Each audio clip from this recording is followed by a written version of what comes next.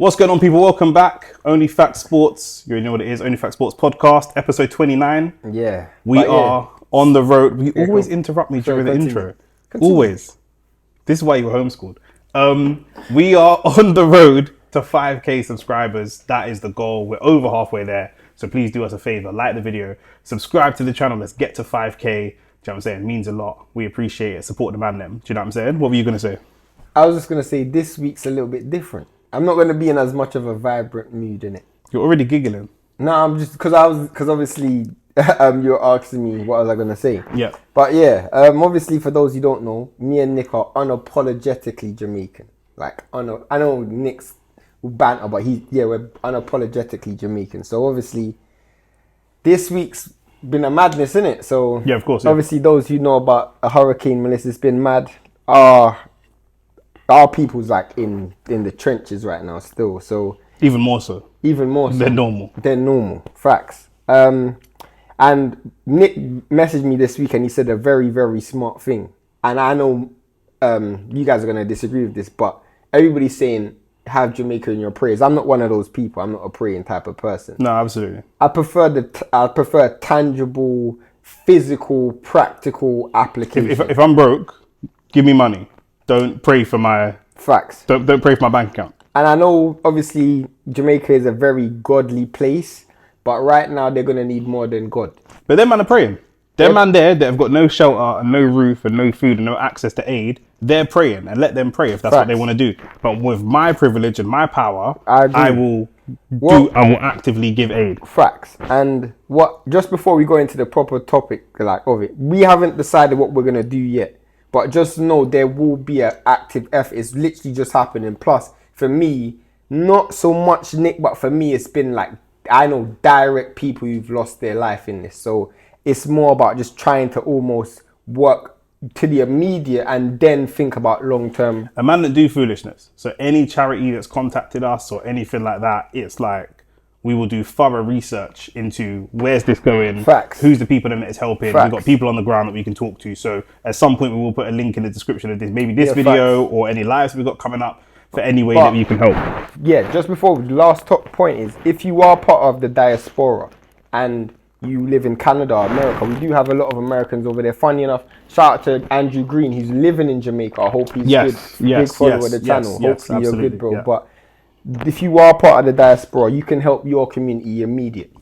So I don't want you to think, there's nothing you can do. You can help your community immediately. I think it has to be micro to macro, because rarely does money filter down in Jamaica. If Jamaica get £1 billion for aid, anticipate your uncle that's broke is still going to be broke. Facts. Yeah. So if you can help your immediate people, do that, innit? But when we are doing something, which we will do, we'll let you lot know. But when we can, and this is something you can put hand on heart, when we can and we're in a position to, we'll be over there in Jamaica as well. Facts, 100% well said. Onto the podcast, because it's a serious topic, I don't want to do like a funny segue. No, do you know what I'm saying? True. But onto the podcast, I guess the only place to start is the controversial topic, and we don't normally do topics from the past or reviews or reactions and stuff. We very much try to do forward-thinking content, and we'll talk about what's coming up in boxing. But the big talking point is, was the stoppage early? Now, this is going to be the new Dubois, Usyk, low blow situation, because people still debate, was it a low blow or was it not now? Yes, for you, was it an early stoppage? And some people saying standing 8 count. Do you want to break down the difference between when a referee stops a fight and when a referee gives a standing 8 count? So there's 2 reasons why a referee could give a standing 8. Well, one, a referee will give you a standing count if the ropes keep you up. That will still be considered a knockdown. So I wouldn't necessarily call that as a standing 8, but you are standing when you're receiving that count because the ropes are keeping you up. Like for example, what should have been round 9 against Usyk against Fury. Usyk against Fury. So you have that. There's also, if you're receiving sustained attacks, and sometimes, bro, you might get body shots, like a consistent amount of body shots where you're against the ropes and you're not going down because you still have your legs about you, but you're literally just receiving damage. The ref will give you a standing 8. You see it a lot in amateurs where you might get a big punch and then the ref will give you a count. I was going to say, you don't see standing eights as much in professional Not as much in professionals, but you do see it from time to time as well. And I think professional boxing, they're under pressure, not just the refs, but the fighters as well, are under pressure to deliver entertainment value to maximize the financial returns. Facts. So that's why we don't see so many standing eights. To answer your first question, do I think it's a premature stoppage?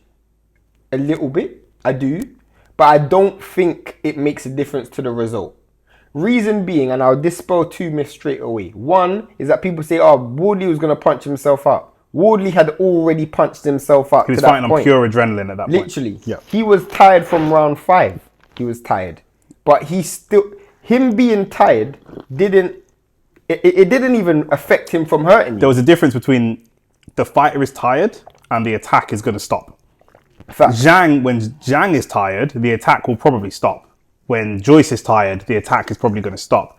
Wardley is already tired, but the attack, he's so well conditioned that he can fight 3 or 4 rounds very tired. Exactly. So I actually saw that the more tired Wardley got, the more he was throwing the kitchen sink at it. When he was the technique was probably going out the window. Yeah.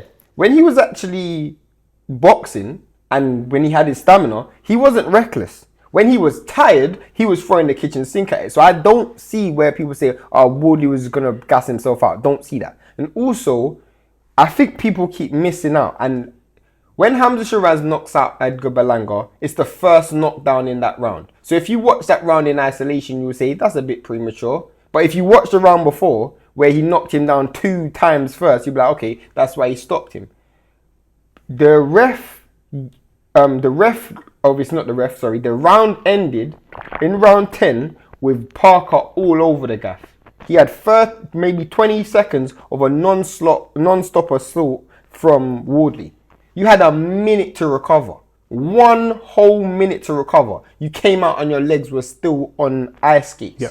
And then you continue the same beating. For me, I've given you enough time to recover already. I've already given you enough time. What Shane's saying is there's no evidence that a standing 8 count in that situation is going to help you. I'm going to stop the attack, give you 8 seconds if you've already had 60 seconds, more than 60 seconds with the fucking about with the stools and the gum shield or whatever. I'm giving you 60 seconds. An extra 8 seconds in this situation, you're just going to we're just going to be back up against the ropes. I think you're aiding Wardley. Yeah. I think that 8 seconds aids Wardley. Yeah. Because Parker's legs are gone and his mind is gone.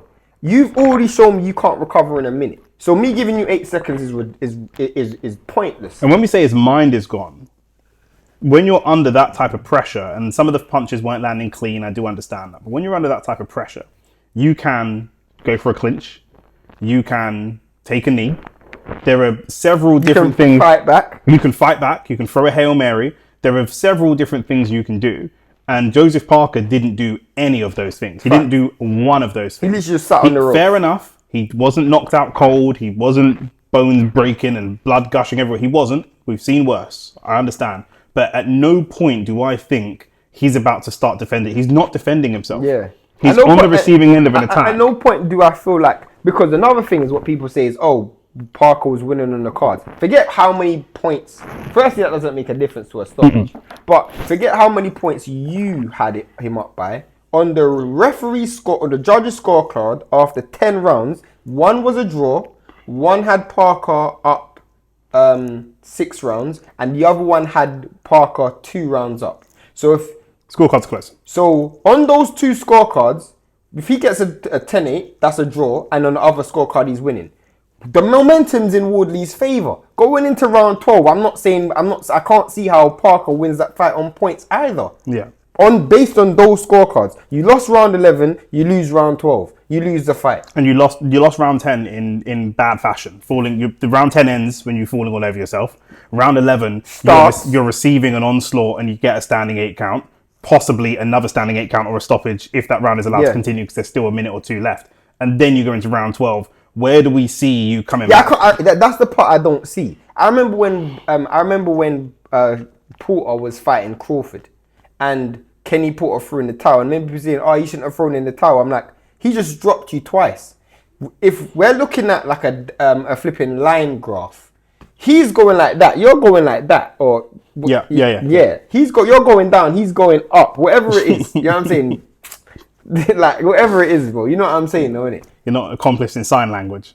No, I'm not at all. But yeah, you know what I'm saying, innit? Yeah. For me, I didn't think the stoppage was early. To be honest, I can see the argument of why it's early, but I didn't see a fighter defending himself, and that's a dangerous place to be. Do you know what I mean? I need to see fighters defending themselves with tactics, clinching, hugging, smothering the work, stepping forwards, head movement, or I need to see it with aggression, throwing fire with fire, throwing anything back, pushing him back, whatever. We've seen Mike Tyson bite someone when he's under pressure. I'm not saying Joseph Parker's never going to bite Wardley, but do you know what I mean? I'm seeing something. Take a knee, do something. Do you know what I mean? And anything except throwing yourself out of the ring like Ben Whittaker. And he wasn't doing any of those things. So we're just waiting for brain damaging, concussive shots to land to put him out. And if we can get to the end of a fight without that happening, then we should get to the end of a fight without that happening. Do you know what I mean? I feel like people forget the tragedies in boxing. Boxing fans are got very short memories. I'm not saying that was going to end in a tragedy, because it probably wasn't, but we forget the tragedies until a tragedy happens. And I think what people also forget is a referee isn't a judge. A referee's job isn't about the result. The results are relevant to the referee. How much is this a talking point because it's Howard Foster, who has a history of a couple of early stoppages? I think the talk is the talk because a lot of people predicted Parker to win. I predicted Parker to win, but I was wrong. Yeah. And Parker's, I was semi-right, as I always am, giving two different predictions. But honestly, I said, like, if we get into round 10, Parker should be up on the scorecards. Mm-hmm. And if he boxes, he wins. If he chooses to fight, he loses. Mm-hmm. He chose to fight, and he ended up losing. Fair. And even if the stoppage is early, the stoppage is only early because you chose to do that. It's like, it's like if you're winning 1-0 and you've got the ball in your own box and you're playing tiki-taka instead of just sending it to the corner flag. Fact. If you've chosen to try and play the ball around, you're at risk of losing, of them scoring and you draw the game. Do you know what I mean? Instead of just sending it to the corner flag. And that's what he should have done. He had the ability, he demonstrated he had the ability to box. He chose not to. I don't know why. I don't know if he wanted to win by stoppage. I don't know if the power shocked him. I don't know what it was. Maybe you're right and he's just concussed and he got hit. He didn't get his legs underneath him. I don't know what I genuinely think it is. I feel like Parker started to believe his personal own hype. You got to bear in mind. Not 10 rounds into a fight. No, but think about the fact that he even took this fight in the first place. He didn't even need to take this fight. This isn't a big money fight. Why take on Wardley when you got Usyk right there anyway? The only person that does that is literally just like, you're not trying to test yourself. But he needed to stay busy fight before Usyk. Stay busy. Yeah. This is a stay busy fight. My point is, like, when you were thinking about, if I'm Parker, the last person I'm looking to fight is a person who can land one shot and end my chances. My point is, you're already there. Wardley hasn't shown that he can land one shot and end his chances. Well, he done it to Hooney. My point is, his best wins before that are Hooney and Clark. Yeah. If you are Parker and maybe you're right, he's buying into his own hype. If you're Parker and you've dispelled of Zhang and Wilder and these other fighters, and this guy's best wins are Clark and Hooney, you're thinking, this is very much a stay busy fight. Why would I give a puncher's chance to a puncher? That's the part I don't understand. Why would I give a puncher's chance to a puncher? For me, I'm just like, what benefit does it give me? The only benefit is, it's the same reason why you took the Bacoli fight. Because the hype behind Bacoli. If I win, it looks good. Do you know what I'm saying? Don't need the hype though. If he's in the mandatory position, he don't need the hype. But obviously he took the fight for some reason. It wasn't a career high payday. What other reason did you take it for? Well, Bacoli's different. He took Dubois because Dubois was world champion at the time. Do you mean, like, I understand what you're saying, like, Wardley's not great preparation for Usyk. Do you mean? It's not like you're boxing Ajit Caballo, and if you come through Ajit Caballo in good fashion, you can take some confidence to fight Usyk. Even if you beat Wardley 12-0, that does nothing to prepare you for Usyk. That's what I'm saying. And it's not like a big money fight neither. So I'm like, for me, I just genuinely felt like he just wanted to be the guy to knock off everyone. Kind of like what Dylan was doing. You used that as an example last. I just want to be the guy to say I beat everyone. And I'm like, sometimes you just got to pick your battles. And I felt like that was an indication for how he fought in the ring. Because now it was like he wasn't just happy to win on points. He wanted to show people that, nah, bro, I'm that guy. And I'm like, that's the reason why you took the fight. And that's the reason why you fought the way you fought. And it was always right, because to be fair, like I say, Wardley did not land one killer punch that ended Joe Parker's night. He landed a few killer punches that hurt Joseph Parker, but he didn't just one bang him like he did against Clark, or one bang him like he did against Hooney. Maybe he didn't land quite as clean as those beautiful punches he landed against those guys. Maybe that's something to do with Joseph Parker's level of boxing ability. But Joseph Parker was right in the sense that you don't land one punch on me and send me to sleep. You don't. Even when I'm got no legs, you can't do that to me. You know, if there's a rematch, that's the other talk as well. Now there's talk of should there be a rematch, and Wardley's entertaining it. I don't know why there would be a rematch, but if there was a rematch, Joseph Parker would feel confident that he can go and do that job again. Do you know what I mean? Like not that job again because he lost. But I think if that rematch happens, I think that's more in favor of Wardley. I think so. Yeah, because I know, but once I know I can hurt you, and I said this the same time when Fraser Clark went into the rematch against Wardley. Everyone's like, oh, Fraser Clark's just gonna box his way around, and he's just gonna, I said that. Yeah. And I was like, no, Wardley's gonna stop him early. I remember talking to one of Fraser Clark. I can't remember his name. He's bare known in boxing though. When I was in Saudi, he's bare known. I can't remember his name though. He's from up them places there. He's a black guy, a Jamaican guy, but I can't remember his name.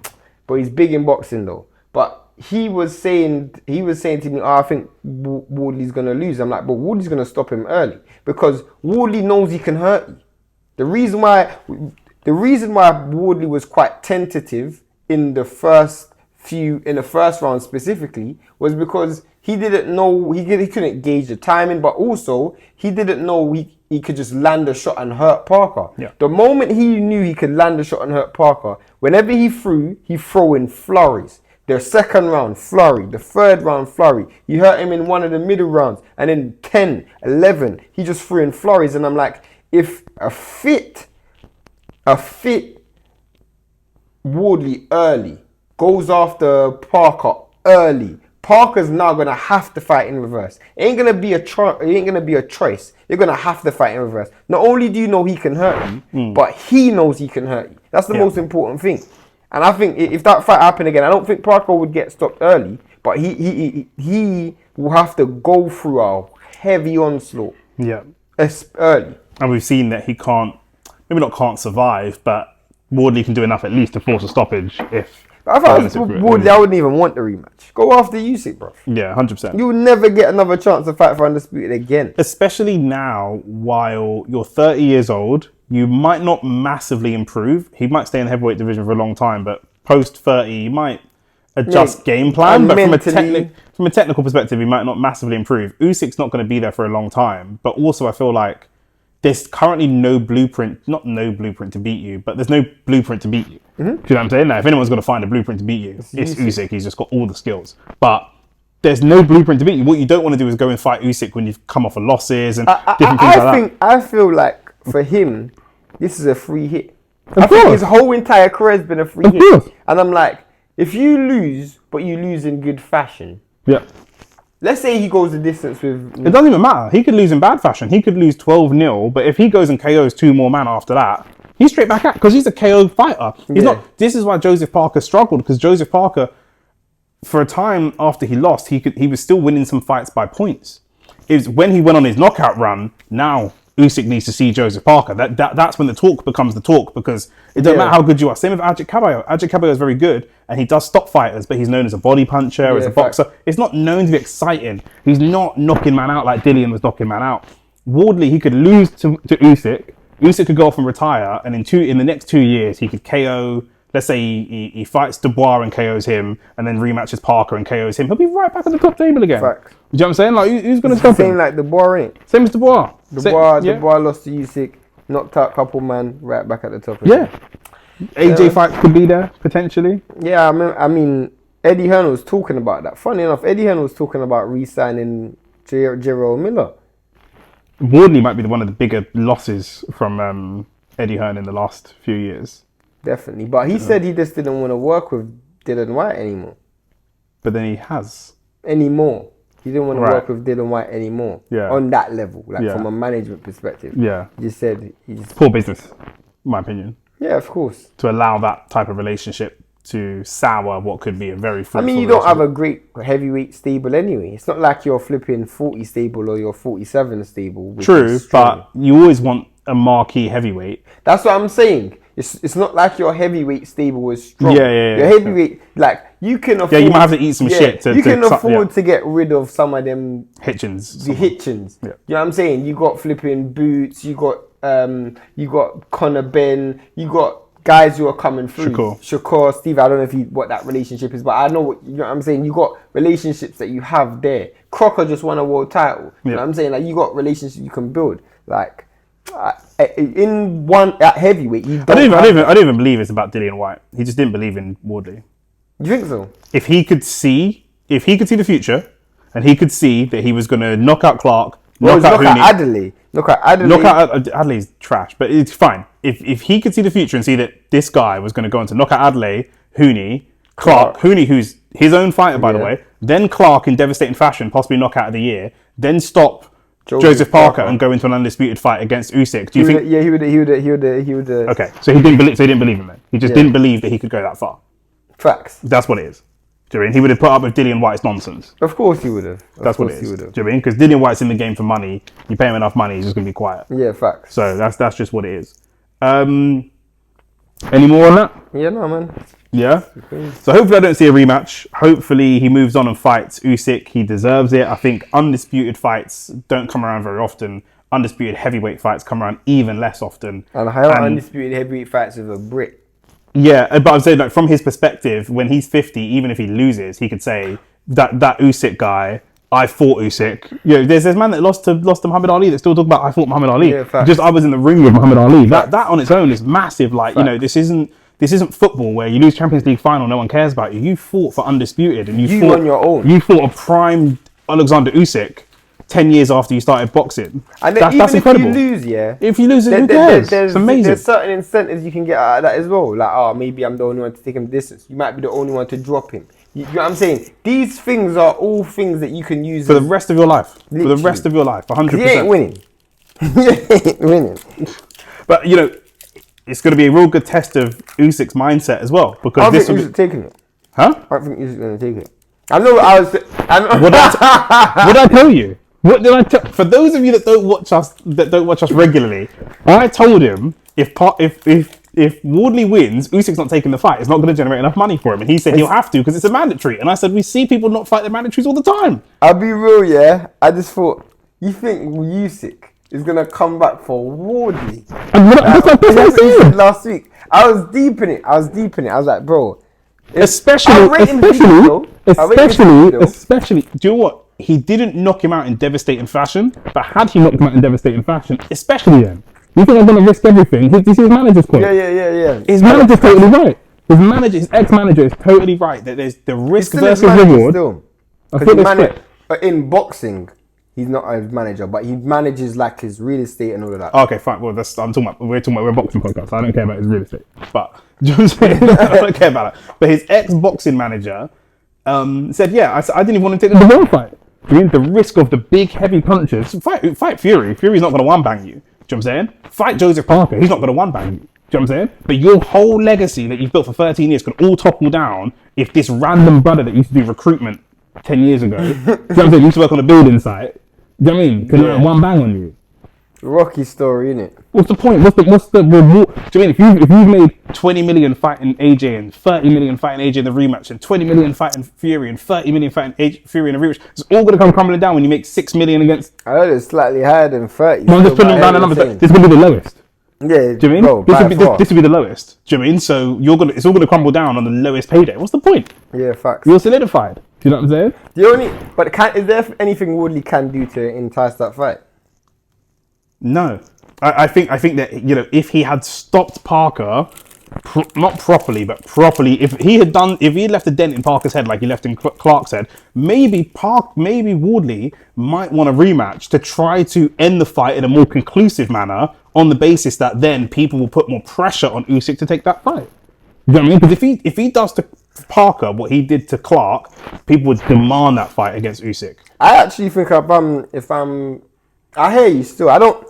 He needs to do something to entice. Because he needs the public on his side, right? Same as White. White needed the public on his side. Because I actually feel like, from a business position, if I'm Usyk though, I'm like, people saying that you ducked Wardley is good for when you beat Wardley. Do you know what I'm saying? Yeah. So if you fight Wardley right now and just beat him, people expect that. But if you duck him, relinquish the belt, and he goes out and knocks someone out, and you go and beat someone, people be like, oh, you ducked him. Shane, I said this to you 3 weeks ago. I said this to you. I know. I said this to you. It was last week. It wasn't even 3 weeks ago. It was last week. I said this to you. Usyk is going to relinquish the belt. You say, oh, what governing body? I said, bro, I don't know. Usyk's going to relinquish the belts, let these men fight, and go collect the belts again. Yeah, because it would look like a duck, innit? Yeah. Because it's like Crawford. Imagine if Crawford came back and beat Boots. It's like, oh, this is all the... If he just beat Boots, people are like, you're supposed to beat Boots. But if he beats Boots now, I thought you said I ducked him. Yeah. You know what I'm saying? I thought you said, this is the guy you said I ducked him. Exactly. Brush. Exactly. If Usyk does that, that's a chess play. 100%. That's a chess play still. 100%. And it solidifies his legacy because he could pick up the belts and go round. If the belts get distributed, he could pick up belts. Who could pick up belts? Caballero? Yeah. Maybe Parker? Wardley? No, Wardley. Wardley, WBN, WBO. Okay, 2 for Wardley. Caballero? WBC. And what about IBF? I think it was. Hergovich was in a good position for that. Yeah, because he hasn't even got IBF regular or something like that. Yeah, something mad like that, yeah. Bro, he said he wants to fight for 3-4 more fights. Yeah. He could just do another ring around. Yeah, facts. So he's just going to let you man sit at the top table and come and clean up. Yeah, man, it's mad. You think Wardley could beat Fury? Yes. I don't know about that, you know. I think it's possible. You said, do I think he can? Oh, okay, cool. Do I think he would? No. I'd put money on. I think if they fight 10 times, he maybe beats him once or twice. Mm-hmm. But I also think that because he's not great, we may see an underprepared Fury. Potentially. If the best Fury comes in, no. If he had dented Joseph Parker's head like he did to Clark, Fury would smoke him.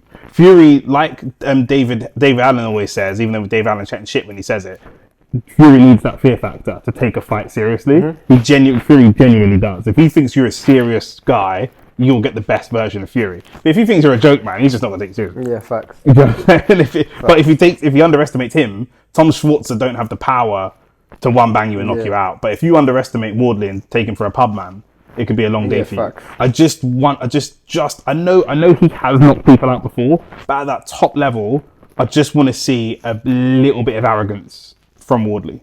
Because I feel like when he's looking up to Parker and he's looking up to, remember, these men have been world champions since before he was even boxing. Yeah, facts. So he's really looking at these guys like, wow.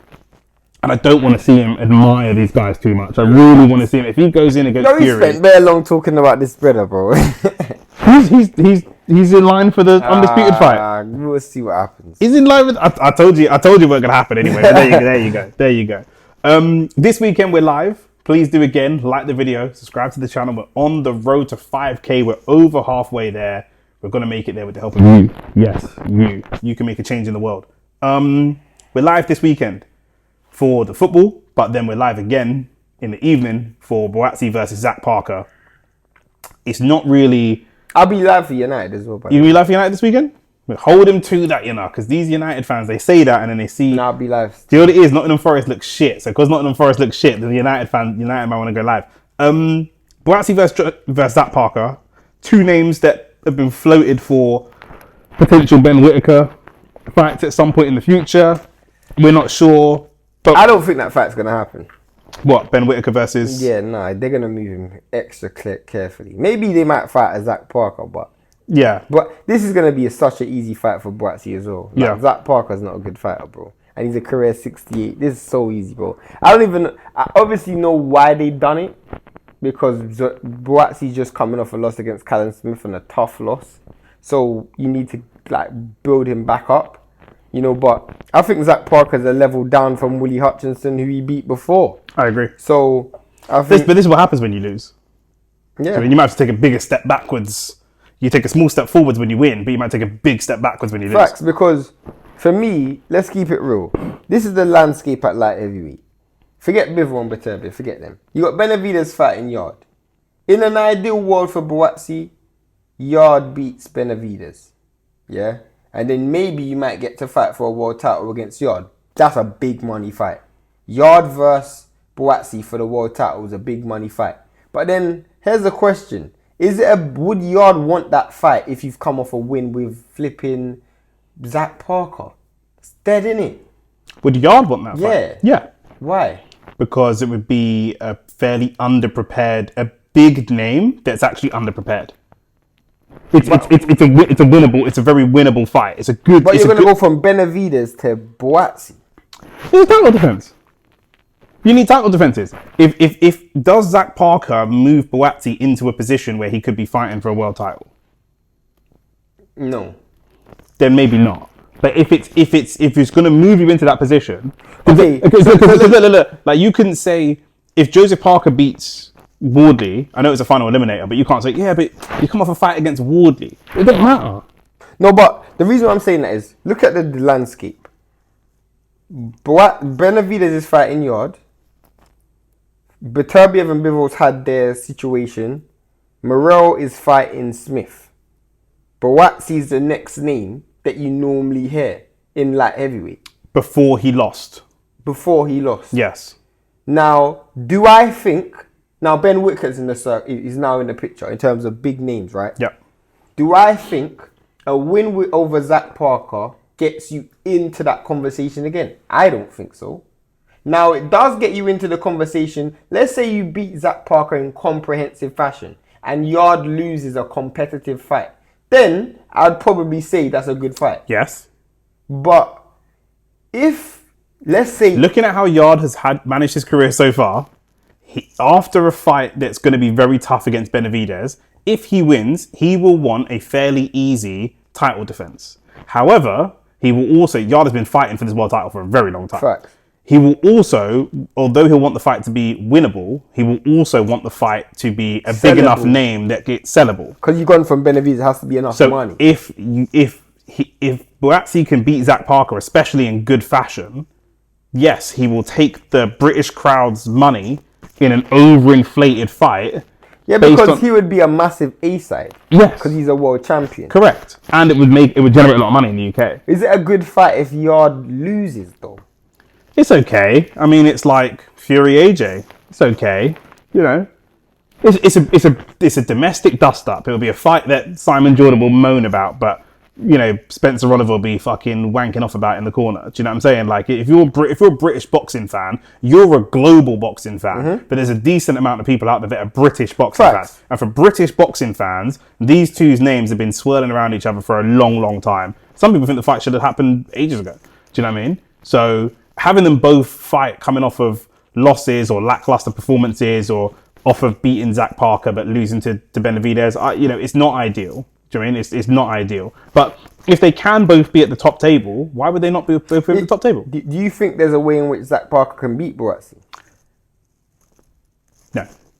Thought so as well. No. Buatsi's too... Zach Parker's got like... he's reasonably technical, but Buatsi's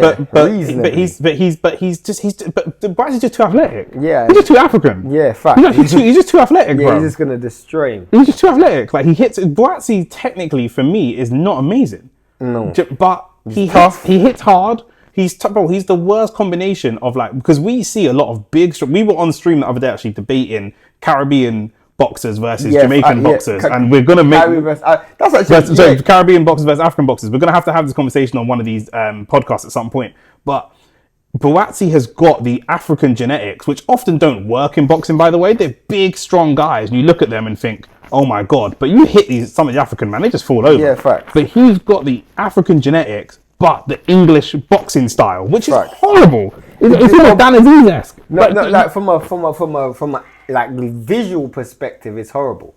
It's horrible. But from an opponent perspective, it's horrible. Do you know what you're going to have to do to knock this man out? Do you know what you'd have to do to knock Callum Smith went through the wars in that. There's only taking away Bivol and Beterbiev. There's only maybe 2 or 3 men in the world that can knock Buatsi out. I don't think Bivol's knocking Buatsi out. I don't think he is, but I do believe he can. He just doesn't box like that. If Bivol was up 9-0, he's not going to do a Joseph Parker. Yeah. But he can overwhelm him with punches. Yeah, of course. But because Bivol throws a lot of punches and he's very, very accurate. And he don't sit in the pocket. I think that he can. But do you know what you're going to... If anybody that's fighting Buatsi is like, bro, do you know you're going to have to knock this man out? Facts. Do you know what it does to... I've boxed before. When you look at man that have a hard chin, you're just like, bro, this is long. You might break your fist trying to break his head. Do you know what I'm saying? It's a long day. Out of all the fights that's happening, I feel like this is probably I'm the least most enthusiastic about the light heavyweights that's currently happening right now. Like... What do you mean?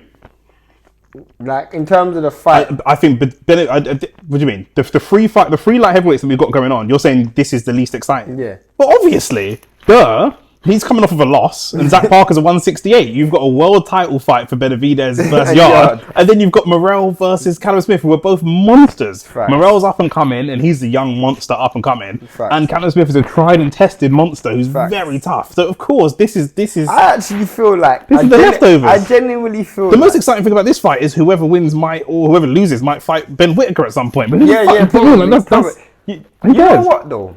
That's a good point. You think? I think for Whittaker's style, putting him in there with X168s is what they will look to do.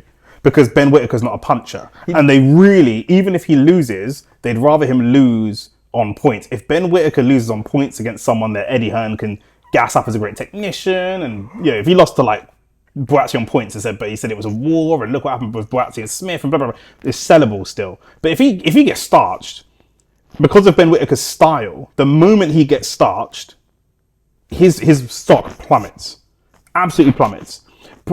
Yard is an exciting knockout puncher. He can get knocked out cold, but the next time he comes to fight, he can knock someone out. Whittaker doesn't have any of that. Once there's a blueprint to beat this guy, his stock is over. Yeah, of course. Do you know what I mean? He's not even the biggest 175 to be going against. Do you mean there's like 5? Who's the last person that had this much hype around them that we thought there were maybe 5 or 6 guys in the division that can knock this person out? It doesn't happen. Yeah.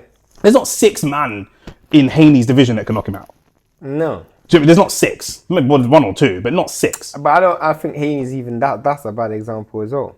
But whoever's got hype around them. I think there is probably 5 or 6 people that can knock. I think Ben Whittaker's hype is purely and simply because he's got that suave. He's got that swagger to him, yeah. Yeah, like, and he's light skinned. Yeah, exactly. Like I don't think nobody else in box, and most people have to earn. They have to earn this. Yeah. Do you know what I'm saying? He just, you know what? Yeah, he just reminds me of a light skinned Jake Paul. Obviously, he's better technically, but I feel like in terms of how he's got where he's got, it just seems quite manufactured. Yeah. I don't really feel like there's any substance to it. He reminds me, he's more of an Adnan Januzaj than Jake Paul to me. Do you know what I'm saying? Hey. You're decent and you come from a good academy, but it's style over substance, bro. It's style over substance. Style over substance. Do you know what I'm saying? Or he's Anthony at Ajax. Do you know what I'm saying? Yeah, fact. He's Anthony at Ajax, bro. Fact. Do you know what I'm saying? Like, and then you've gone to United, and then you died, and then you've gone down to La Liga, and then like you look like you're decent again. Because that's what he'll do. If he steps up against any of the names, any of these guys, he loses. Of course. So he'll have to go down, and then he'll look. He's just one of them man. He'll look very good at one level, and then look very trash at another level because the levels jump so high. Do you know what I'm saying? Fact. Callum Smith knocks him out cold. Buatsi and Yard probably knock him out cold. Benavidez definitely knocks him out cold. Morrell. Then you got David Morrell that probably knocks him out cold, and we're not even including Beterbiev and Bivol in this conversation. Do you know what I'm saying? Bivol definitely knocks him out. Yeah, because he's got no chin. Yeah, Bivol knocks him out. Bivol. Do you know what I mean? So there's like 5 or 6 man that we are confident knock this brother out. 7, 8 man that will knock him out, bro. It's peak. When we get down to Dan Aziz's, then there's a conversation. I'll be honest. Yeah, it's one of those ones where, bro, I think even Hamza Shiraz at 75. I had that thought as well. I had that thought as well. I thought, stay away from Hamza Shiraz at 75. Yeah, trust me, because I know he's at 68 now. But he's a big boy, bro. He looked big at 68, big 68. Because Belanga was big at 68. And he made Belanga look small. Yeah. And that was his first fight at 68. So I'm like, yo. Yeah. You guys are big dude, bro. 100%. So yeah, I mean, but like I say, Buatsi Parker, this fight is not really exciting on its own, but it's exciting for the future storyline of what's going to happen at 175. Because Buatsi is still going to be a good, solid test. Like, it's one of them ones, he lost the fight, but he's done enough to keep his name alive. Like, he's going to be a solid test against anybody. I actually feel like Britain should be proud to a certain degree because of their 175s. Of how they've heavyweight, cruiserweight, and light heavyweight. They've done a really good job in. Obviously, you've got standouts in Usyk, Jai Zerdo standout, and Bivol Beterbiev standout. But then look at everybody underneath that. Both of those weight classes, all of them are Brits. All three of those weight classes, it's just Brits at all of them. That's what Britain does, though. Yeah, just below that level. Even in any sport, they don't have to stand out. They don't have the Messi. They don't have the Ronaldo, but they have the Rooney. Yeah. Do you know what I'm saying? They'll have the Foden or the Saka. They'll have the level just below the standout. That's what they do. That's what Britain does. Yeah. Do you know what I'm saying? So yeah, shout out to Buatsi and Parker. We're gonna be live for that one. The undercard is absolutely atrocious. Lyndon Arthur's on it, innit? I think Lyndon Arthur's on it. I think that's the only fight that I know that's on it. And who cares about that? Yeah. Do you know what I'm saying? But we're live. I'm trying to gas the live to you lot, but I think they should have made Lyndon Arthur versus Buatsi. That's what I think. I think they should. That's what I expected. I wouldn't mind that. That's what I expected. I wouldn't mind that because they both got a neutral opponent, innit? I wouldn't mind that, bro. But also, like, Lyndon Arthur has beat Yard, and Buatsi's been on that collision course with Yard. It'd be interesting to see what Buatsi looks like against Arthur, against Yard, against Arthur. Oh, yeah, facts, bro. I assumed that was the fight we were going to see. 100%. I genuinely. But their last fights weren't on the same card, were they? No, they weren't. The Smith, Buatsi, and no, different cards. Fair enough. From one foolishness to another foolishness, and again a reminder: road to 5K. Like the video, subscribe to the channel. Hope you're enjoying so far. We're going to be live on Saturday for all the football and all the boxing. You mentioned Jake Paul earlier. Mm-hmm. The Pac-Man's going to return again. Well, he's made a return. Yeah. Against Mayweather. I don't think it's going to happen, bro. I hope it doesn't happen. I don't think it's going to happen. And the worst thing is, he's saying that this wouldn't be an exhibition. This would be a real fight in his terms. But who? Who said that? Pac-Man. Yeah. Pacquiao would want it to happen. But it ain't going to happen. This will go against everything that I know of Mayweather. Mayweather ain't going to risk his... Oh, because I'm telling you this now. If Mayweather fought Pacquiao today, Pacquiao wins. Bro. Yeah, of course. Pacquiao... I'm not... All jokes aside, bro. I'm genuinely being honest. Pacquiao, based on his last performance, is actually one of the best fighters at 147 right now. Yeah. I'm being dead honest, yeah. Like, 147 is so stinky. He's probably in the top 10 of 147 right now. He should actually have a world title right now. Because I thought he beat Barrios. Yeah. I know I bet for him to lose, but I thought he beat Barrios. So the mere fact that he's even considering to fight Mayweather. I know why, because for him, that's the biggest loss of his career. So to correct that... It's just money. Yeah, money as well. It's money. I think it's money. Manny's got that Heung-Min Son, he's such a nice guy, N'Golo Kante narrative. Bro, he'd rather have... If you could overturn that O or give him an extra 20 million, he'd take the extra 20 million. Probably. Because remember, he's a man that's got multiple O's. Fact. And he's been multiple losses. Multiple losses. And he's been knocked out and KO'd heavy on a number of occasions. Fact. So it's not like that's the only... If that was the only loss, then fair enough. He might say, take 20 million, overturn it. But he's lost before. Do you know what I mean? He's been KO'd by Marquez, and the Marquez one was rude. Marquez one was obviously rude, yeah. And left on his face. So, yeah, for me, I mean, I'd hate to see it happen. I don't think it's gonna happen. But if it's not gonna happen, why do you think it's being speculated about? Because I think Pacquiao is genuinely looking for an opponent. He's not gonna be able to fight Rolly anymore because the WBA, thank God, they ordered Giasov versus Rolly. If that fight does happen, it's a really good fight. Apparently, Eddie Hearn's looking to push it. Obviously, he promotes Giasov, but he won a purse bid this week as well, Eddie Hearn. I can't remember what it was for. Let me check. Can't remember what it was for. It's for Andy Cruz. Ah, okay. He won a purse bid for that as well. But no, side note. But the reason why I was saying that it would be a good fight for Pacquiao. The reason why I'm saying I'm glad that the WBA ordered that fight is because I didn't really want to see Pacquiao go from loss, draw, world title. That's 3 world title fights in a row, and you've not had a win. You have to get a win. So if Pacquiao, you're taking his comeback serious, you have to start winning the fights. I thought you won against But this is why he's back for money. He's not back for legacy or belts. So why was his first fight against Barrios? Because Barrios wasn't the most money. But he needed to a fight to see where he is. But now he's seen where he is. You saying he could fight at world level. Mm-hmm. He's shown that he can fight at world level. Granted, Barrios is the worst of the world champions at 147, but he can fight at world level. He would be competitive. He might lose against the other world champions because Barrios is the worst, but it would be competitive. But are they going to make him the money of a Mayweather? No. Facts. So, but I don't think the Mayweather fight is genuinely going to happen. I don't even know why. But he's talking about it obviously because he wants it to happen, which tells you that he's. So why is Mayweather talking about it? Because he's not going to do it. I don't know. To keep his name alive? Why does Mayweather do anything? We can't. Mayweather's an illogical person. We can't try to look for logic. It's like chatting to a gyal. You can't look for logic when you're talking to an illogical person. Do you know what I think Pacquiao should do? And this is gonna be this Pacquiao. If you're watching, this is what you should do. Go on. Wait until Chris Eubank Jr. and Conor Benn fight. Yeah. You're gonna lose a fight. You want to lose a fight because lose to Conor Benn. Conor Benn Wembley. Yeah. Pacquiao first fight in the UK Wembley. Yeah. After Eubank Benn. 2 drug cheats. But for Ben, allegedly, Ben wants to be at 47, right? Yeah. So he needs a stepping stone fight. He needs a stepping stone, but you want big money, right? So for me, I'm like, you go out and beat Pacquiao after Pacquiao supposedly beat Barrios. Remember, in that's the narrative. That's the fight I'll be looking to make if I'm both of them. Because Ben was looking at Barrios as well, wasn't he? Yeah, Ben was looking at Barrios, but I think financially. You both want to keep up the purses that you're used to having. And you both... I mean, I don't think Pacquiao cares about legacy. I mean, and I think Pacquiao might look at Ben as a winnable fight. I think he might do, yeah. So I thought that. So they'll both look at each other like a winnable fight. For him to go over to the United Kingdom and fight in the UK, bro, the UK will go mad for that, bro. Pacquiao in the UK, bro. That would sell. But if you're looking at money against Mayweather... Everything else looks shit by comparison. I hear you, but when you know Mayweather ain't gonna fight you. But he might not know that though.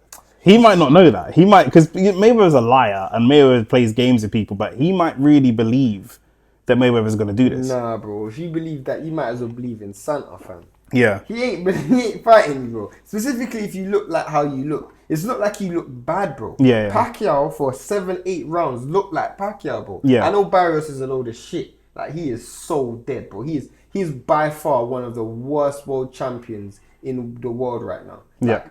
Bro, he is crap, fam.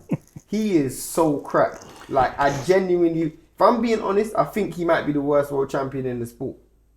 Like, he is so crap. He is so shit, bro. Yeah. Shit. Yeah. Pacquiao ain't fought in 3 years coming off a loss, or 2 years coming off a loss. Yeah. And he beat the brakes off you, bro. Yeah. You're shit, fam. You are shit. Pacquiao's no time great though. Bro, Pacquiao's in his 40s, bro. Yeah, he ain't fought in 2 years coming off a loss. Yeah, no. Yeah, it's not good. 147 stinky, innit? I mean, who knows what's going to happen with Ben? Who knows if he wins, things might change. If he wins, if he wins and then he fights Pacquiao, that's even bigger. That's even bigger. Yeah. Big money, bro. Yeah. Big money. It will be dodgy though, because he'll be having to go down and wait. And we've had this conversation before about fighters that have gone up and then come back down, and not everyone can. I mean, in about a year's time, you'll start to see, hopefully, because maybe Ryan Garcia will be back. We don't know. Rolly's still there. I think he's gonna lose his next fight against Giosov though, but Rolly's still there. Rolly, you just don't know what he's gonna do though. Yeah, because it's flipping over. Scene. But yeah, Rolly, you just don't know what Rolly is gonna turn up. He's one of them guys. I actually wanted to see Rolly versus Pacquiao still. Yeah. I actually wanted to see that fight, because it would be just like Rolly to lose that fight, bro. I'm not even going to lie. 100%. Boy. 100%. But shout out Manny, bro. Shout out Manny. He's still trying to get that bag, bro. And he's not shit, fam. He's actually still capable. Yeah. So shout out Manny, bro. Yeah. Yeah, shout out Manny. We're speaking of Conor Benn versus Eubank. We're going to be live for that fight as well, of course. I'll tell you what we're going to be live for. We are live for... Where are we? Arsenal versus Burnley on Saturday, 3 o'clock kickoff. Then in the evening, Buatsi versus Joseph Parker. Buatsi versus Zach Parker. Then United games as well in here, but they're not on the list yet. Slavia Praha against Arsenal in the Champions League. Then Sunderland versus Arsenal. Granit Xhaka playing against Arsenal as well. Virgil Ortiz versus Lubin. Is that still on? Or is that? Yeah, Lubin's still on. That's still on. Yeah. So it's because Floyd Schofield's fight got cancelled. He pulled out a fight again. He's on the undercard. On the 8th, we are live for Virgil Ortiz versus Lubin in Texas. We're going to be up all night putting on a show for you guys. Pause. And then Friday, good undercard tonight as well. Friday, the 14th of November, we have the big one, whether we like it or not. Jake Paul versus... Why for the big one still, but go on. Jake Paul versus Tank. And the following day, we have Eubank Jr. versus Ben. Are you just going to stay here for the whole day? Because the Friday night, it's in Miami. Yeah. And then the following day is in London. Like, you're just going to have to go home and come back. What day is it? Friday and Saturday. What day? Day. Like, the number, sorry. Date. That's the date. Date. The 14th and the 15th. I think if I'm off, I might. I think I'm off, you know. You can do it. You can stay if you want to, but I'm just saying, like, literally, like, you're gonna end up going home in like the afternoon. Is there football in between that? That's a good question. I haven't got any Arsenal fixtures here, so I think it could be international break. Okay. It could be, because I've got November the 8th and then November the 23rd for the North London derby. I think that's international break, so I don't think it's in football. Or there could be England. They're dead. That is so dead. Think of the views. We'll just stream from... You'll be on the sofa bed and I'll be in bed. We'll just stream from, like, just laying in bed, like, with pizza or something like that. But we'll be live for all of that kind of stuff. November, like I say, that week, we've got Friday, 14th of November, Jake Paul versus the Tank.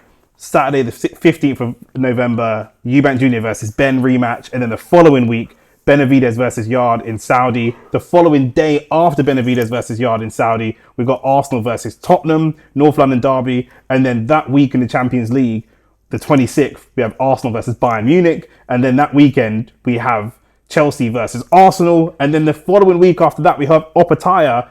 And then following week. Then after Christmas, we've got a new AS. But there's more fights you've missed, but is what it is. Yeah, but those are the big fights. Those are a lot of big fights. We're going to be live for all of that kind of stuff. So again, help us get to 5K. Come and lock in with the chat. The chat gets a bit crazy during the live streams. But there you go. Speaking of Arsenal, big games coming up. Yeah. 2-0 against Brighton. 4-0 against Atletico Madrid. Tough games. Who did you play on the weekend as well? Who did you play on the weekend? You won though. Yeah, we won with a clean sheet. Yeah, again. Who did we play on the weekend? Crystal Palace 1-0. Yeah, I remember that game. Crystal Palace 1-0. Yeah, I watched that. I was unwell. That's why I don't remember it. But yeah, and 1-0. I mean, so all through October, we haven't conceded a goal for all of October. The 1st of October, Olympiacos 2-0. 4th of October, West Ham 2-0. 18th of October, Fulham 1-0. 21st of October, Atletico Madrid 4-0. 26th of October, Crystal Palace 1-0. And then EFL Cup yesterday, the 29th of October, Arsenal versus Brighton 2-0. But yet, someone on this panel... Can I see something? I want to know when the last time you conceded a goal.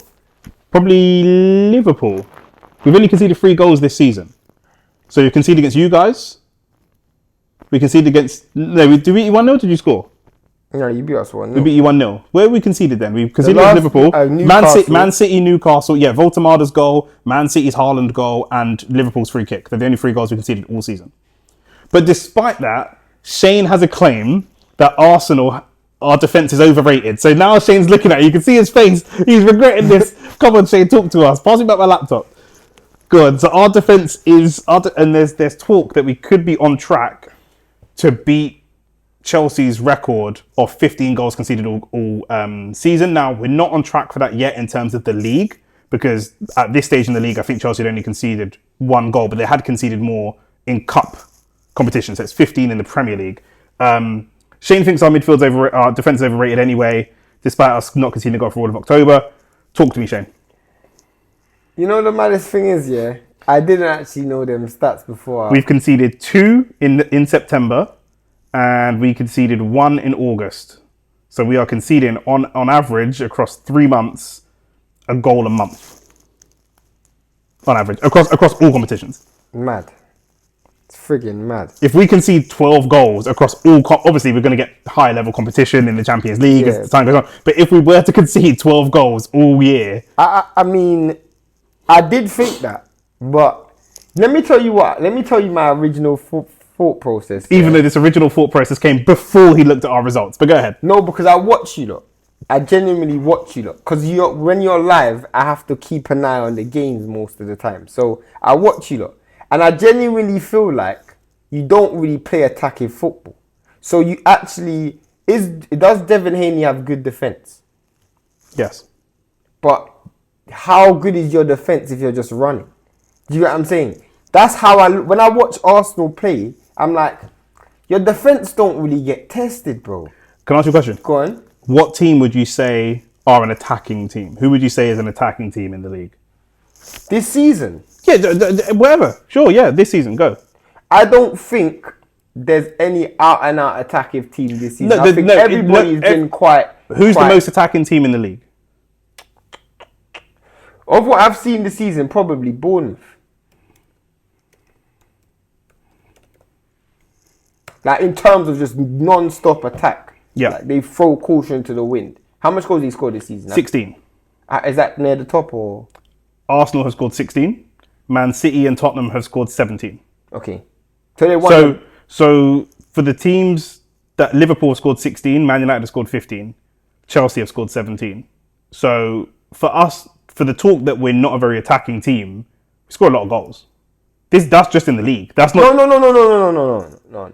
You're not getting what I'm saying. I'm getting what you're saying. No, the reason why I'm saying you're not getting what I'm saying is because scoring goals doesn't necessarily mean you're an attacking team. I understand. If you watch Bournemouth, yeah, they scored they scored one goal more than us.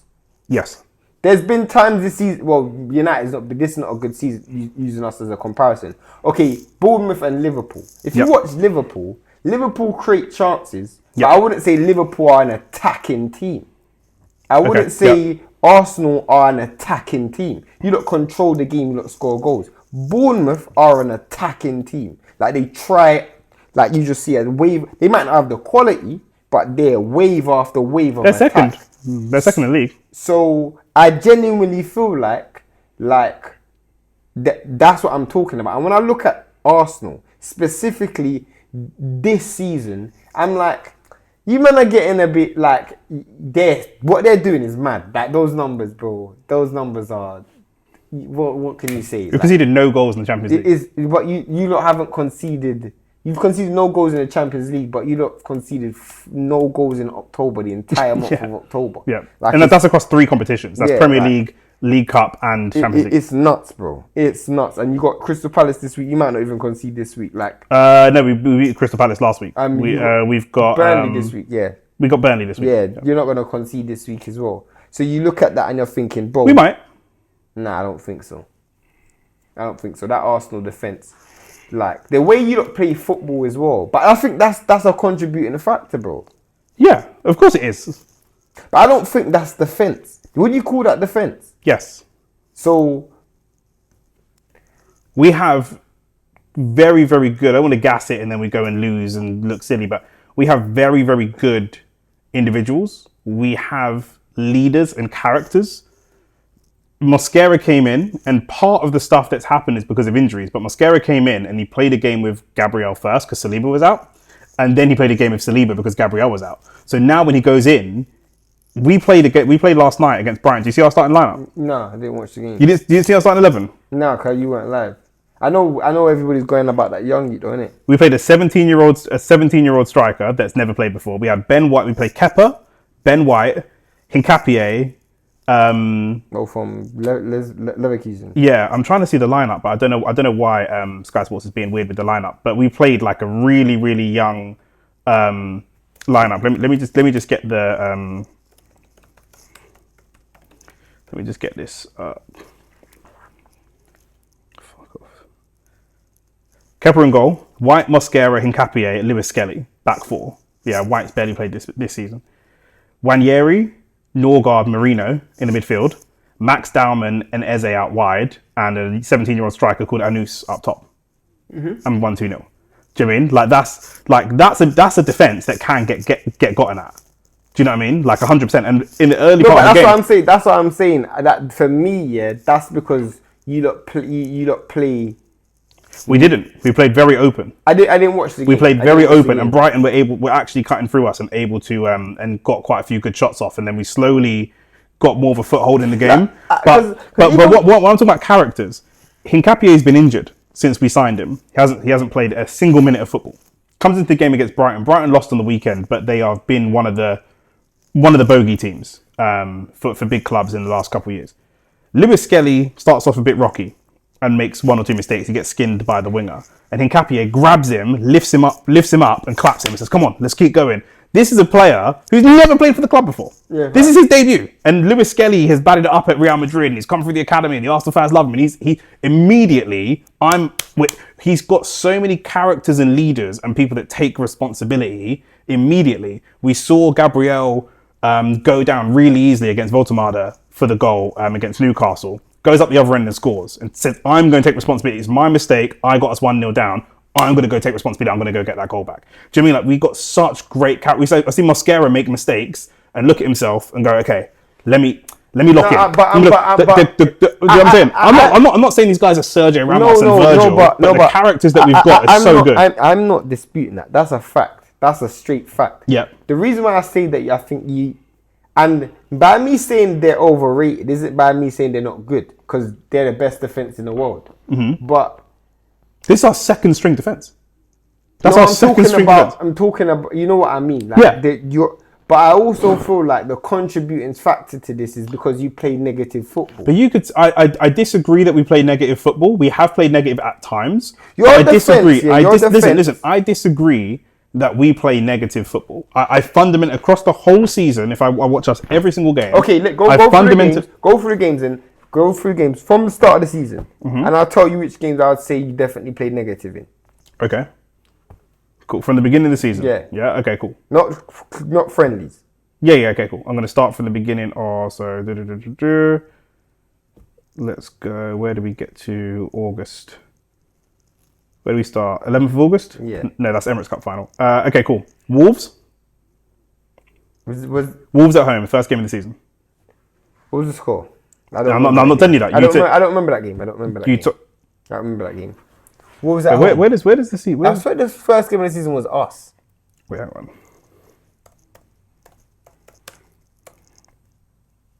Let me go back to the United game. Hang on, because I think I typed it in and it's giving me the wrong thing. Here we go. Cool. First game of the season. Don't look at the scores. Yeah, go on. Did we play negative against Manchester United? 100%. You think we played negative? 100%. Okay. 100%. I disagree, but fair enough. You played open in that game, or you played? I think. No. I think you saw as soon as you got that goal, you shut up shop. I disagree. I think that you guys actually did really well to not allow us to get set, and that's why it looked like we played negative. We were on the defense. You're a better team than us, bro. You're a better team. Not necessarily. No, you are. We're both fighting for top 4. No, you're a better team than us. Did we play negative against Leeds? No chance. Okay. Did we play negative against Liverpool? Yeah, I think you did. Okay. Did we play negative? I think you could even say that you played negative against Liverpool. Yes, I think we played negative against Liverpool. Yeah, and we played with 2 DMs or 3 DMs in that game, bro. Because of injuries, but yeah. Did we play negative against Nottingham Forest? No. Okay. Did we play negative against Atletico Madrid? No, Athletic Club. I think the first half. Across the game, because so far I've got 2 games that you think that we played negative. I'll think for your standards, yeah. I'd say for your standards against... Who's setting our standards? We were away, first game in the Champions League, playing away, and we won 2-0. I know you're going to say that doesn't mean you played positive, but I'm saying... No, I would actually say you played negative because it was substitutions you scored that goal, those games. I wouldn't say that we played negative. I thought you played negative in that game. Oh, but go on. It's fucking up. I don't know why. I think the Wi-Fi's fucking up. I'm going to smash this fucking laptop.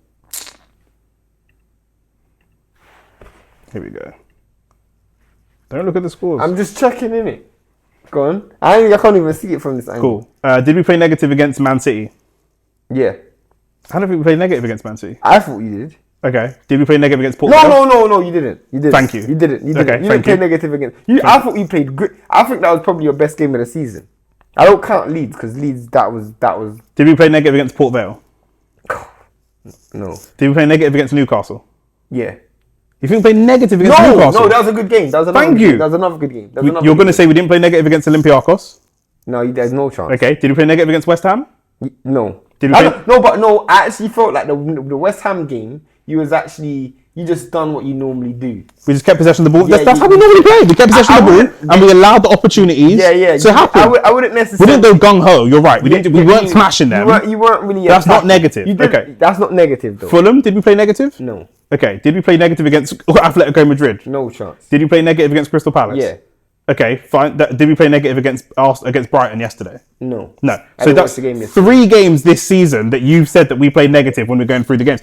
Even if that's true, that's 3 games out of how many games? No, I hear you. That's 100% fact. But I don't even know the word to use because genuinely, when we are, because people know us as a good team over the last couple of years, and because we've gone and signed Eze and Gyökeres or whatever, people have built something in their mind. It's like when you look at a girl on Instagram, people have built something in their mind of what this is going to look like. And when they've seen the season start, it hasn't looked how they have expected it to look. But I don't think that we're responsible for that. No. I feel like, as I've watched Arsenal since Arteta's come, forget the 2-8 season, since like that one title, from the first title charge, I think his football got worse and worse and worse in terms of from an aesthetic perspective. Yes. You played less and less attacking football. You play now more controlled football. And I think, genuinely, Arteta doesn't have as much confidence in your defence as Arsenal fans do. And I'll tell you why. Because he literally plays a lot of games controlling. And if you have full confidence in your defence, you shouldn't be playing so much defensive players on the pitch. Saka is a very defensive attacker. He's also our best. He's one of our best players. So I'm just saying, if you see Saka on the starting lineup, that doesn't mean we're setting up defensively. No, it doesn't. Timber and both of your fullbacks, Calafiori is probably a bit more advanced, but Timber's a centre back naturally. I think for a lot of. I don't know. He has played centre back, but he's quite small. Timber. I don't think he's when you think about fullbacks, you think about. If you see the goal yesterday, the second goal for Saka, he picked up the ball from fullback and ran through the entire Brighton team and then offloaded it for the striker to take the shot. That's not something we really see centre backs do. Hey. But when I'm talking about a progressive fullback, you don't have one. I don't think you have a Trent in your team. I don't think you have. Trent is a certain type of progressive fullback, but I would say that both Lewis Skelly and Calafiori are progressive fullbacks. We regularly see Lewis Skelly drop into midfield, receive the ball, and drive through the team. He's a progressive fullback. Is Timber that person? No, but you said our team doesn't have one. Wait. The reason why I'm saying that is because of your 4, 3 of your defenders are naturally defensive. Naturally, they're defensive first players. I would have Timber as a balanced player. No, he crosses the ball a lot. I would say Timber's a lot. greatest strength is his defensive ability, not his attacking. I would agree with you. But in terms of his playing, his greatest strength, yes. But in terms of his play, Messi's greatest strength is passing, but he's one of the best goal scorers of all time. So he's a balance. To me, Timber is a perfectly. The reason I think he's the best right back in the league is because he's perfectly balanced. He's perfectly balanced. He might be better at defending, but he's actually very, very balanced. Marcelo is better at attacking, but he's a balanced fullback. I would say this. A lot of the time, you play with 2 holding midfielders. You've been doing it less recently, but a lot of this season, you played with 2 holding midfielders in the game as well. Again, I don't count Zubamendi as a holding midfielder. You play with 2 defensive first midfielders, in my opinion. And Zubamendi is not a defensive first midfielder. That you have a you have a misunderstanding of what we're doing. I don't think when I look at Arteta has as much confidence in his defense as you do. I'll tell you why. And I know this is a very bad example. He is the polar opposite to Amorim. Amorim will play 2 men in the midfield that have no legs, completely no legs. Bruno and Casemiro in the midfield, and literally leave his defense wide open and just rely on attack. Those players to just progress the ball forward. Now, if your defense was under attack as much as our defense was, and you were still keeping those level of clean sheets, I'd be like, you know what? Then maybe not even to that amount. Then I'll say, bro, you know what? That defense is terrific. But I think as a system, you think naturally, let me contain. And I feel like that is why a lot of your defenders are inheriting a lot of that when they don't even come under that much pressure. I agree, but you're saying that our defense is overrated because our manager sets up our team very well. I think because it's a weird argument. I think because your manager sets up your team defensive. It's like a Mourinho, right? Yeah, they're saying that we might break the record from Mourinho. Mourinho's record's only that record because he set up very defensively. Exactly, and I don't think when you look at Mourinho's defense individually, you're going to look at it as, oh, that was the greatest defense of all time. No, because as individuals, it was just the team was so defensive, and your team is just so defensive. I genuinely think like your team. I don't think so. I understand what you're saying. I think that people don't understand what they're looking at. Like if we're looking at like Zubimendi, to me, he's not a defensive midfielder. Just Zubimendi's best qualities are going forwards. I don't. Do you think Zubimendi's? I don't. Zubimendi doesn't fill me with confidence. If one of your attackers breaks through, if Bruno gets the ball and is charging forwards and Declan Rice is charging him down, I feel confident. No, if Zubimendi is charging him down, I don't feel confident. He's not a defensive player. Winning the ball back is irrelevant. Mm-hmm. Arsenal spend 70 to 75% of every game with the ball. Mm-hmm. When he has the ball, he's defensive. Who? Zubimendi? Zubimendi. He's not. When he has the ball, he's progressive. When he has the ball, he's one of our more progressive. I don't think so. He literally is. I think you have three progressive players in your team. He literally is. I promise you. You have 3 progressive players in your team. You're going to say Saka, Rice, and someone else. I think Saka, Rice, and when he's... Calafiori and Gabriel were really crucial in progressing the ball. Gabriel's unbelievable for us at progressing the ball. Gabriel and Saliba, they're both very good on the ball. No. Gabriel and Saliba are both good on the ball, but Saliba does not progress the ball. No, but Gabriel breaks defenses. Gabriel breaks defenses with his passes. Your centre back and your left back are your most progressive. I didn't say most. Who are your most progressive players? Rice is one of our most progressive players. Whoever plays in the 10, Eze or Odegaard, I'd say Eze starting is very progressive. I don't think Odegaard's progressive that much. Sometimes in certain games this season, he's been so progressive. Yeah. But in certain games this season, he's been dead. Like, I don't know what game... It depends on the team that we're up against. If we as Arsenal also, you lot are known to be shit. So you guys don't come up against the amount of low blocks. Teams set up against us very, very defensively and try to catch us on the counter. So it's very difficult to progress the ball. Also, we're trying to fit Gyökeres into the team. It doesn't make a difference because I think you're not going to win the league. No, but I'm just saying. I'm just saying. Like literally, Gabriel is a very progressive player for us. You know why this debate is irrelevant? Because now you've looked at it, you're bottling. You're bottling it. Now he's looked at the defensive record. He's like, boy. But my argument is still the same. I can't even say that I can't even hate on it because you're going to win the league. Arsenal's defense is an amazing defense. So me saying that I think it's overrated. But the thing is, I just feel like you could make the argument for anybody. Kane's one of the best goal scorers in the Premier League history. And we could say, yeah, but the way teams set up the way his manager set up to feed him the ball all the time. Of course, you can say about everybody. No, it's not everybody. No, it's not the same. You can say about everybody. Terrible example. Every team that's famous for being a great defender or being a great attacker. There's not that many players that are famous for being great defenders that didn't play in quite defensive teams. I disagree. What's the record for the most clean sheets in a row in this league? I don't know, you tell me. United. And that team was extremely advanced. Who were they competing against in that time? Regardless. Oh, okay. So we're going back to an era where United were just dominant. No, but I'm just saying it. The maddest thing is, I was one of the first people to say Arsenal have the best defense in the world. I was one of the first people to say it. I was even saying it when people were saying Real Madrid had. And I'm like, bro, Real Madrid's defense is old. I was one of the first people to say Arsenal have the best defense in the world. One of the first people to say it. And they still do have one of the best defenses in the world. I just feel like Arsenal fans have more confidence in their defense than their manager does. Because their manager doesn't play to like he's got the best defense in the world.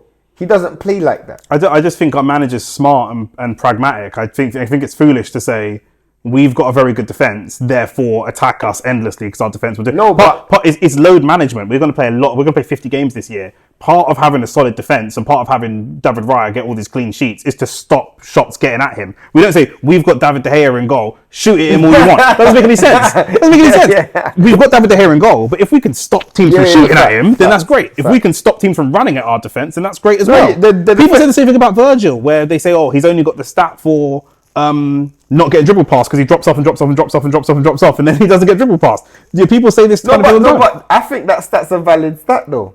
I think that's a valid stat. They're all valid. It's a valid stat though. Obviously, we're going for trophies, and at the end of the season, if we win trophies, then this won't matter. But none of this will matter. But I don't think that I don't think you can just say we set up really defensively. And I disagree fundamentally that Zubimendi is a defensive midfielder. I just do not think that he is. He's not a defensive midfielder. Do you know what? I'm not even taking a piss. Don't just say yes because I'm asking you a question on the podcast. Do you know what like the Italian regista is? Do you know what that role is? No. That is, in England, you have the defensive midfielder be the deepest lying midfielder, right? Your Calvin Phillips, your Declan Rice, your Rodri, the deepest line. In Italy, they have a regista, like a Pirlo, who actually sits at the base of defence. And a quarterback. Like a quarterback. And the defensive midfielder actually sits ahead of him. So you would have had like Pogba, Asamoah, and then Pirlo sits deep. I know what you mean. Zubimendi is not Pirlo, quality-wise, but that's the job that he does. He sits at quarterback and dictates the play. So sometimes it will be sideways and sometimes it will be backwards. But when he's ready to fire the ball in behind, we create just like that. It's when our creative players are ready to pull the trigger, that's when we go. He's not a defensive midfielder. He's not a 10. And because he's not a 10, people say you sat with two DMs. He's not a DM. No, I don't say like Pirlo's not a DM. I don't say that reason. I say the reason why I say he's a defensive midfielder is because 75% of the game you have the ball. So when you have the ball, for me, as you said, you play a lot against low blocks. If you're against a low block, you ain't got to worry about reverse. You ain't got to worry about what's going in the other direction. Because no, but what we do is we play backwards to bring those players into play because we have good ball players at the back of our back four, and then that will allow Zubimendi to go into a more advanced position where he can pull the trigger and get us into an attacking position. But I'm saying, if you're playing against a low block and they're not coming out, I look at Zubimendi and I literally watch this guy, and I don't know what game it was. We can watch him this weekend. I don't know what game it was, and I was like, bro, this guy's playing like he's playing against prime Xavi and Iniesta, bro. Like, this guy's literally so afraid. I can't even say Xavi and Iniesta. He's like he's playing against prime Ozil. Like, he's afraid of someone occupying that space. Because he genuinely doesn't... I wouldn't say it's afraid, though. This is the thing. You're using these, like, emotive words. It's not afraid. We like to control the game. And through controlling the game, we win the game. The only times we've conceded are when we've lost control of the game. I think it was Zubimendi or Odegaard. I think it might have been Zubimendi gave away a silly foul and gave away the foul for Szoboszlai, and that's when Szoboszlai scored that unbelievable free kick because he's not a DM. Do you know what I mean? The Saliba made a mistake and Haaland went through and scored, and Gabriel made a mistake, and then that's when Voltemade scored. Those are the only 3 goals that we've conceded all season, but it's not 2 DMs. I think that people just don't understand what Arteta does and how he sets up. I think he learnt from his first season, innit? Yeah, but there's no need to go gung ho. No, he doesn't, because he's going to win the league, innit? Why would he go gung ho? So that's what I'm saying. But that's the thing. I think that people just. But he's going to win the league negatively. No, not even negative is the wrong word. He's going to win the league playing conservative football. But it doesn't matter. You won the league. Who cares? Who cares? I think it depends. I think it's time. I think it's time and place. There'll be times when you see us smash teams 3-4-5-0. But there'll be times when you see us play more conservatively. Like we said, we went through all the games, and in all the games this season, you only picked up 3 and maybe 4. No, I said negative. I shouldn't have said negative. I should have said conservative. But it doesn't make a difference. Doesn't make a difference. I think there was.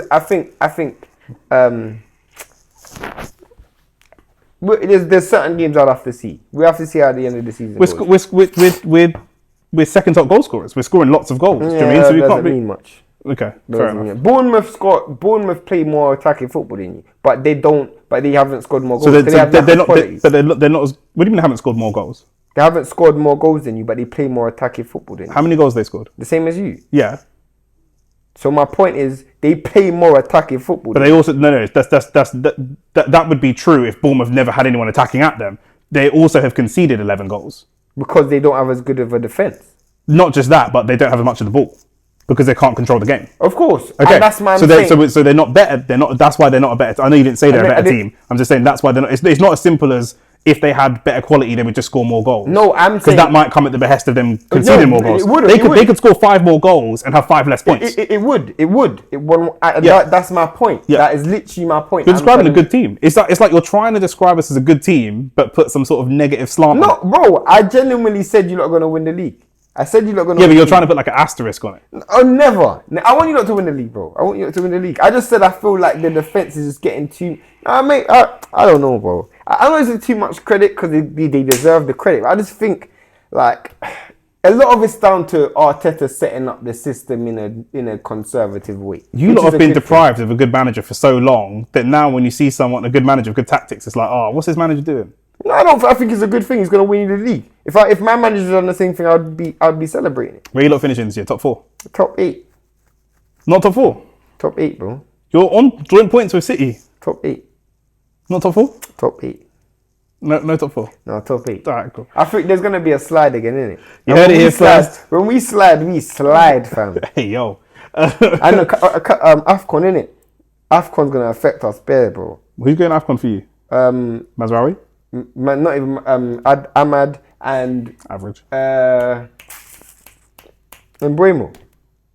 Oh, yeah, he's hitting form as well. And Mbuemo and Ahmad on that right hand side. That's where most of our goals are coming from now this season. Yeah. So it's gonna be a bit peak. You heard it here first. Shane is back in Manchester United to get top 8. Even because the thing is, we're only how much time have we been streaming we're only we're probably coming up to an hour. We're only 4 points ahead, and people are saying Arsenal. Ahead of who? Bournemouth. Arsenal cannot.